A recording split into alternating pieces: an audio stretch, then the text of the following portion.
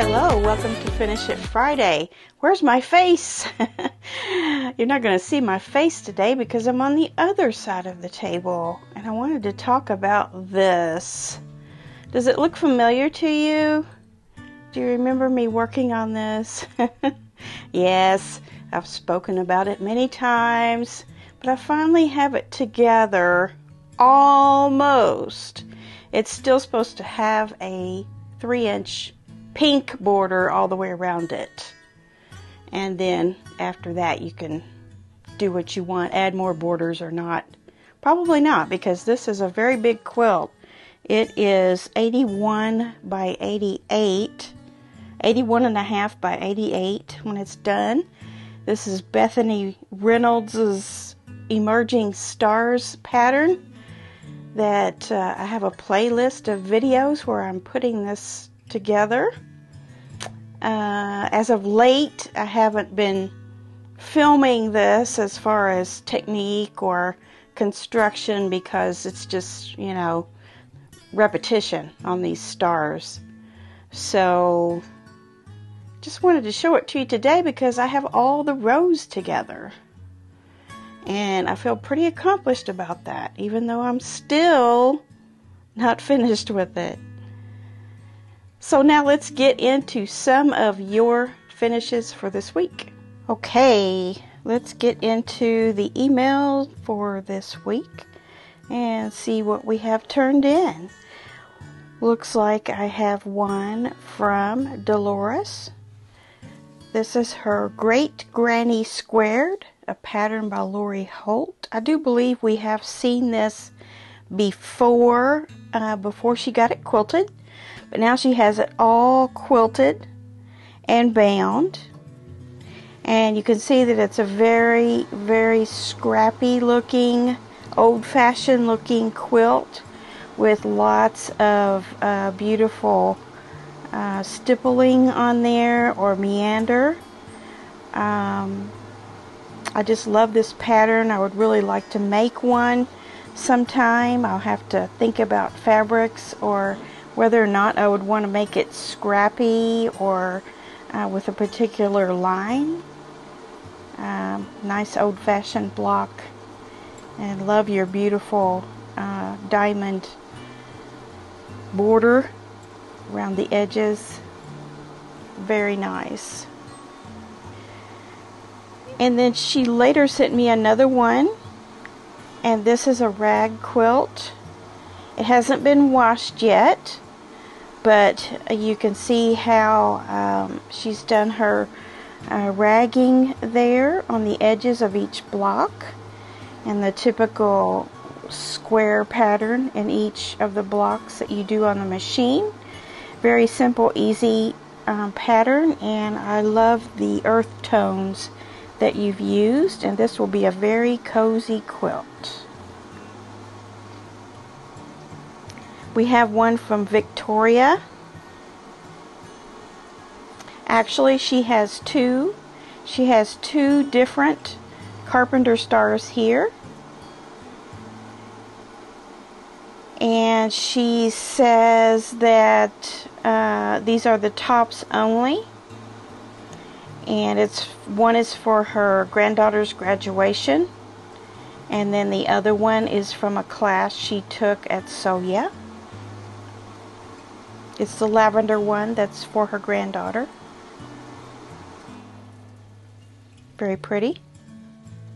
I love that carpenter star pattern. It's easy and you can just go so many different directions with it as far as fabric choices. I have another one from Ginger, and this is called Ombre Stargazer. And she said it's from the Ombre Stargazer Metallic Quilt Kit that she got over a year ago. She says, little did I know when I started this in February that it had a total of 690 half-square triangles to sew. I finally got it all pieced together today, and it is 64 by 80. And I want to put borders around it to make it larger enough for our queen-size bed.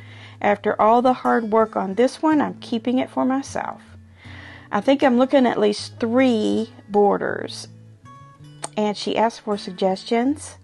I don't remember if I replied to you on that or not, Ginger, but if you're going to do 3 borders, I would definitely use some of the colors from the stars that you have there. Just a nice combination of 2 or 3 colors out of those, out of the same fabric would be great. And maybe first put a narrow background border around it first of at least about 2 inches. That's what I would do. She says, anyone wanting to get better at half square triangles, this is the quilt for you. After all, 690 half square triangles is no joke to sew. Pin, pin, and use more pins is all I can say. Yeah, you will be a half square triangle expert after a project like this. We have one from Mark, and he says this is a Tula themed quilt. It's very interesting. He said the idea for this quilt came from Tula Pink's True Colors fabric and a machine embroidery applique pattern called Just Flowers from Lunchbox Quilts. It's about 60 by 60. The top is finished now to get a backing and the binding and put it all together. Yes, this is very, very nice. Using that Tula for some applique on a plain sort of background. It's kind of I'm sure that's one of Tula's basics that she has, that gray with that little tiny yellow or cream pinstripe in there, but I think that's really all you needed for all the pops of color that you have there, and a very interesting border that you made with the stripes. Nice job, Mark. Have one from Pat. It's a cat wall hanging. She said, I made this for a friend remembering her cats. It was fun placing the fabrics in the right order. And Pat is from Washington State. Yes, I saw one of my retreat goers that I went with to Las Vegas to Soya this last time, which was February. She was making this pattern. She was using a batik. But you have used red and green and browns with a cream background. Very nice. I'm sure your friend loved that. And then, last but not least, we have the Star Wars finale by Ernest. I asked him if he was going to send this to us again now that he has it quilted and bound. And I just wanted to see it another time, and I'm sure you did too. Here's what he says. This is my finale to my own Star Wars franchise. It's been gifted, so now I can post it. It's a pre-wedding gift from my cousin and her fiancé. Our friend, Blue Ribbon Quilting winner Julie Edwards, did the quilting on it.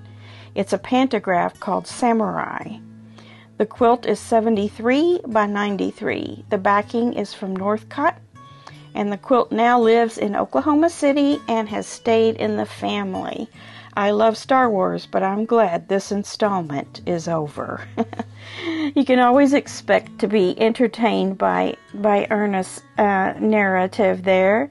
But yes, it's just amazing to me how you can take so many different types of fabric, putting those little slender black strips in there, and it looks exactly like a stained glass window.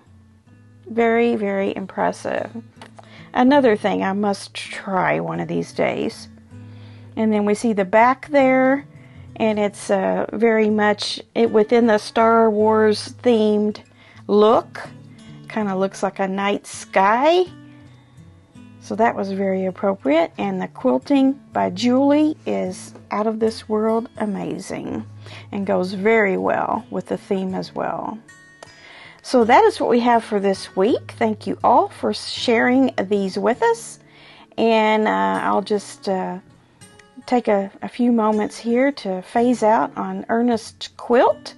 And I will be seeing you next week sometime. I'm not sure if I will have a video on Monday, as we will be traveling home on Monday. So I may have a Monday quilt chat, but it may come out on Tuesday.